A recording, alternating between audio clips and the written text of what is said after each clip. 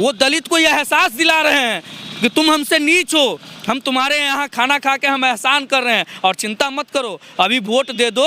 जिस तरीके से देश बेच रहे हैं उसी तरीके से आज जब भोजन तुम्हारे यहाँ किए हैं ना, कल तुम्हारे यहाँ आज भोजन खाए हैं तो कल तुम्हारा आरक्षण खाएंगे। जब आप खाना ही खाए थे तो ये जताना क्यों जरूरी आपको हो गया कि भाई हमने दलित के यहाँ खाना खाया? इसका मतलब ये साबित आप करना चाहते हैं कि दलित जो है वो हमसे नीच है।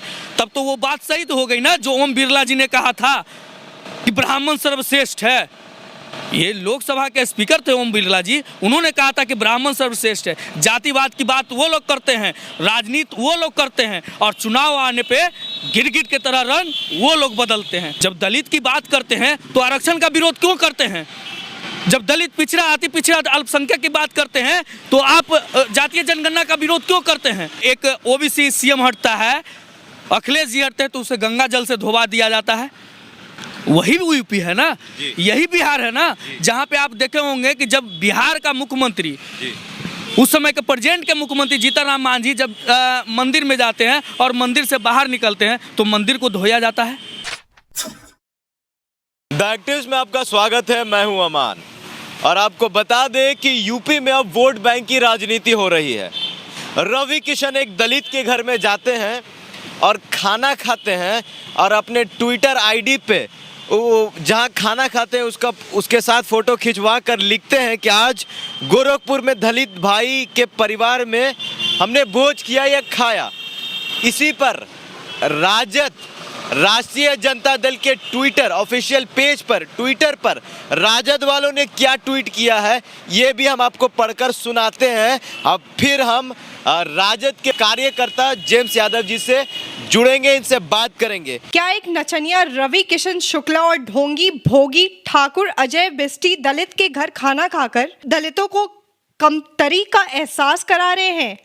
क्या दलित इंसान नहीं जो उनके घर फ्री का खाना बकोस ये तुच्छ लोग अपनी जातीय श्रेष्ठता, अभिमान, कुल और पेटू होने के दंभ का सार्वजनिक भोंडा प्रदर्शन कर रहे हैं? कहा है दलित के घर खानों खाते हैं और फिर ट्वीट करते हैं, तब पर भी आप लोग को दिक्कत होता है। जहाँ तक बात रही रवि किशन जी की, तो रवि किशन जी का आइडिया पहले बैक करके आप देख लीजिए, पीछे की आईडी देख लीजिए। क्या पीछे कभी उन्होंने दलित के बस्ती में खाना खा के या दलित के घर में खाना खा के कभी पोस्ट किया था? जब जब चुनाव आता है ये जो ढकोसला रचा जाता है, चाहे योगी जी के द्वारा हो, चाहे रवि किशन, चाहे उनके सांसद बीजेपी के सांसद के द्वारा हो, चाहे मुख्यमंत्री के द्वारा हो, चाहे बिहार में हो, चाहे यूपी में हो, आपको पता होगा वही यूपी है ना जहाँ वहाँ से दलित सीएम जब वहाँ से हटता है, जब वहाँ से एक ओबीसी सीएम हटता है, अखिलेश जी हटते हैं तो उसे गंगा जल से धोवा दिया जाता है। वही यूपी है ना, यही बिहार है ना, जहाँ पे आप देखे होंगे कि जब बिहार का मुख्यमंत्री उस समय के प्रेजेंट के मुख्यमंत्री जीतन राम मांझी जब मंदिर में जाते हैं और मंदिर से बाहर निकलते हैं तो मंदिर को धोया जाता है। आप देख लीजिए, आपको पता होगा कि देश के सर्वोच्च पद पर बैठे हुए राष्ट्रपति जब मंदिर में जाते हैं तो उनकी पत्नी के साथ उनके साथ क्या व्यवहार होता है ये आपको भी पता है। तो ये जो ढकोसला है दिखाने का, देखिए, और जहाँ तक बात रही फोटो डालने की, जब आप खाना ही खाए थे तो ये जताना क्यों जरूरी आपको हो गया कि भाई हमने दलित के यहाँ खाना खाया? इसका मतलब ये साबित आप करना चाहते हैं कि दलित जो है वो हमसे नीच है। तब तो वो बात सही तो हो गई ना जो ओम बिरला जी ने कहा था कि ब्राह्मण सर्वश्रेष्ठ है। ये लोकसभा के स्पीकर थे ओम बिरला जी, उन्होंने कहा था कि ब्राह्मण सर्वश्रेष्ठ है। जातिवाद की बात वो लोग करते हैं, राजनीति वो लोग करते हैं और चुनाव आने पे गिरगिट के तरह रंग वो लोग बदलते हैं, समझे? वो दलित को यह एहसास दिला रहे हैं कि तुम हमसे नीच हो, हम तुम्हारे यहाँ खाना खा के हम एहसान कर रहे हैं और चिंता मत करो, अभी वोट दे दो। जिस तरीके से देश बेच रहे हैं उसी तरीके से आज जब भोजन तुम्हारे यहाँ किए हैं ना, कल तुम्हारे यहाँ आज भोजन खाए हैं तो कल तुम्हारा आरक्षण खाएंगे। आरक्षण पे क्या है इनका? जब दलित की बात करते हैं तो आरक्षण का विरोध क्यों करते हैं? जब दलित पिछड़ा अति पिछड़ा अल्पसंख्यक की बात करते हैं तो आप जातीय जनगणना का विरोध क्यों करते हैं? भाई, एक तरफ आप वोट बैंक के लिए दलित के घर में जाके खाना खाते हैं और ये जता देते हैं, उसको जताते हैं कि तुम हमसे नीच हो, और एक तरफ आप क्या करते हैं, उनके लिए उनके हक पर हकमारी करते हैं भाई। आरक्षण पे आप धावा बोलते हैं, आरक्षण खत्म करने की बात करते हैं। अगर सारी सरकारी संपत्तियां निजीकरण हो जाएगी तो उसमें आरक्षण कौन देगा? एक नया षड्यंत्र है आरक्षण खत्म करने का।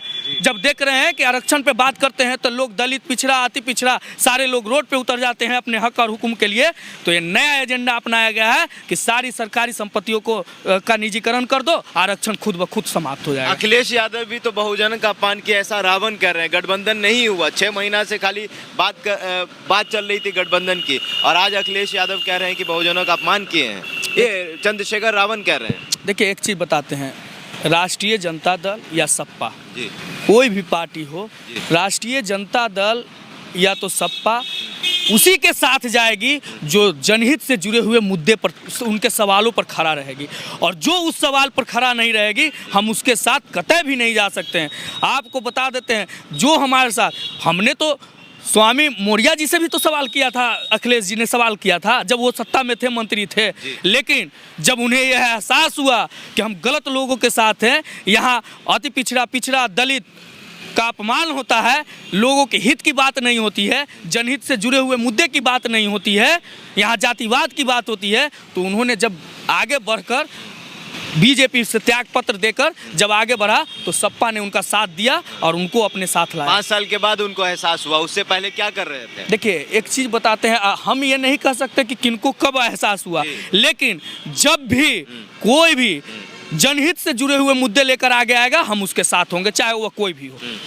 लेकिन जो जनहित के मुद्दे पर बात करेगा, जो बेरोजगारी से खिलवाड़ करेगा, जो रोजगार लोगों को नहीं देगा, जो जुमला करेगा 2 लाख प्रत्येक साल रोजगार देने की बात करेगा लेकिन रोजगार नहीं देगा, जो 15 लाख अकाउंट में देने की बात करेगा लेकिन नहीं देगा, बिहार को विशेष राज्य की दर्जा देने की बात करेगा लेकिन नहीं देगा, पटना यूनिवर्सिटी को केंद्रीय यूनिवर्सिटी की दर्जा देने की बात करेगा लेकिन नहीं देगा, तो हम उसके साथ नहीं हैं। उसके खिलाफ राष्ट्रीय जनता दल का एक कार्यकर्ता रोड पर होगा। तो चंद्रशेखर रावण भी तो गरीबों की बात करते हैं, दलितों की, पिछड़ों की आवाज उठाते हैं, उनके साथ तो जुड़ना चाहिए था ना भाई। सत्ता के लिए तो जब आवाज उठाते हैं तो आप आते तो गए, आपको जब पता होना चाहिए कि बीजेपी को जी जो लोगों के हित की बात नहीं करता है, जो लोगों के साथ जुमला करता है, उसे हराने में कौन सक्षम है।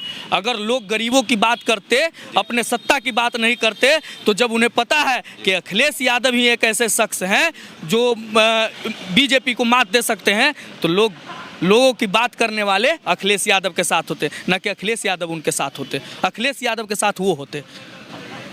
अगर हम ये कहते हैं कि हम लोगों के हित की बात करते हैं तो हमको अखिलेश यादव का साथ देना चाहिए। राष्ट्रीय जनता दल साथ दे रही है, वहाँ राष्ट्रीय जनता दल भी है, लेकिन जब वो देख रही है कि लोगों की बात करने वाला अखिलेश यादव है, लोगों के हित की बात करने वाला ये अति पिछड़ा अल्पसंख्यक, शोषित, वंचित, गरीबों की बात करने वाला, चाहे वो किसी भी जाति का हो, गरीबों की बात अखिलेश यादव करता है, तो हम अखिलेश यादव के साथ हैं। चलिए, आदित्यनाथ योगी जी भी कह रहे हैं कि 80 और 20 का आंकड़ा बता रही हैं, आंकड़ा समझ नहीं आता है, किस आंकड़े की वो बात कर रहे हैं? देखिए 80 और 20 की आंकड़ा भाई उनको अभी गलत फहमी हो चुका है जी।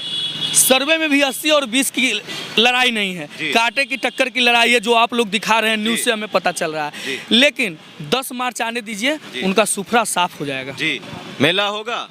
अरे मेला ही नहीं, खेला होगा, हो जाएगा, एकदम हो गया है, हो क्या जाएगा। तो लोगों ने मन बना लिया है यूपी में। आज यही कारण है, वही डर का कारण है कि आप चुनाव आयोग से जो पारित करवाया, चुनाव आयोग से जो निर्देश लाया गया है, निर्देश आया है चुनाव आयोग की तरफ से कि एक साथ 4 नेता नहीं भाग सकते हैं। एक तरफ संविधान में क्या लिखा हुआ है कि 2/3 अगर एक साथ विधायक, अगर 1-2 विधायक भागते हैं तो उनकी सदस्यता चली जाएगी, लेकिन अगर एक साथ 2/3 विधायक चले जाते हैं तो उनकी सदस्यता नहीं जाएगी। तो फिर 4 विधायक या 4 मंत्री एक साथ क्यों नहीं जा सकते हैं? अब की बार आप दूसरे को ला सकते हैं, दूसरे की पार्टियां तोड़कर आप ला सकते हैं। 2 सीट वाला सरकार में आ सकता है, ये आपको पता है, पूरे तोड़कर सरकार में आ सकते हैं। लेकिन जब आपकी पार्टी से लोग जाने लगे, जब आपके पैरों तले से जमीन खिसकने लगा, तो आप भाई चुनाव आयोग का सहारा लीजिएगा। इतिहास में पहली बार हुआ है कि चुनाव आयोग और ईडी को किसी प्रधानमंत्री ने अपने घर पर बुलाया हो, अपने आवास पर बुलाया हो। ये इतिहास में पहली बार हुआ है, याद रखिएगा।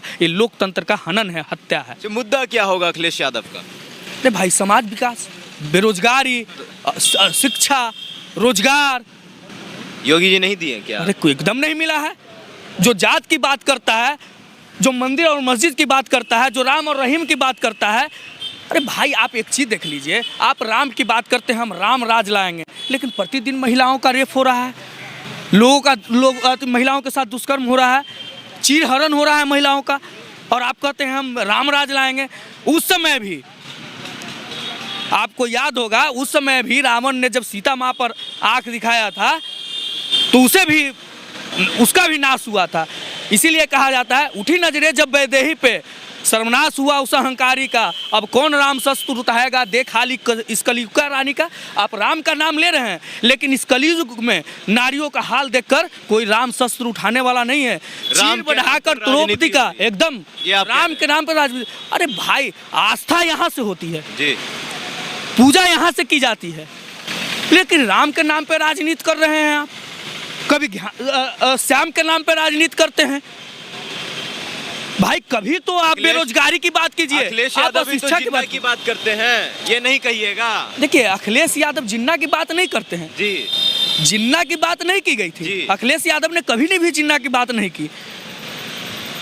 आप कभी भी दिखा दीजिए कि अखिलेश यादव कोई बाइट हमको सुनाइए, हमने तो कभी नहीं सुना कि उन्होंने जिन्ना की बात की। सभा में योगी जी कह रहे थे कि जिन्ना का जिक्र कर रहे हैं। भाई योगी जी या आप लोग कुछ भी कह दे सकते हैं, अच्छा। लेकिन आप बाइट तो दिखाइए, हमने तो नहीं सुना है। अगर हम सुनते तो उसका बयान आपको जरूर देते, उस पर हमारी प्रतिक्रिया कुछ और होती। चलिए आखिरी सवाल, आजम खान को काहे छोड़ दिए अखिलेश यादव? देखिए आजम खां को काहे छोड़ दिए, ये कोई हम किसी को ना छोड़ते हैं और ना लाते हैं।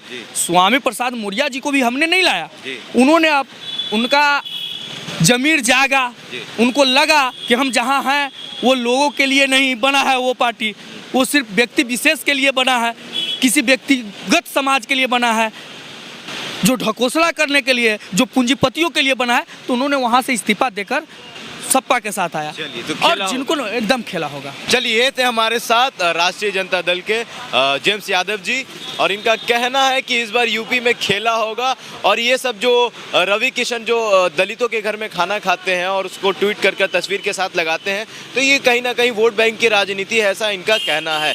तो आपको हमारा ये वीडियो कैसा लगा कमेंट बॉक्स में ज़रूर बताइएगा। अगर आप हमारे फेसबुक पेज पर हैं तो लाइक करिए, अगर आप हमारी यूट्यूब चैनल पर हैं तो सब्सक्राइब करिए। कैमरा पर्सन अपर्णा के साथ मैं हूं अमान, धन्यवाद।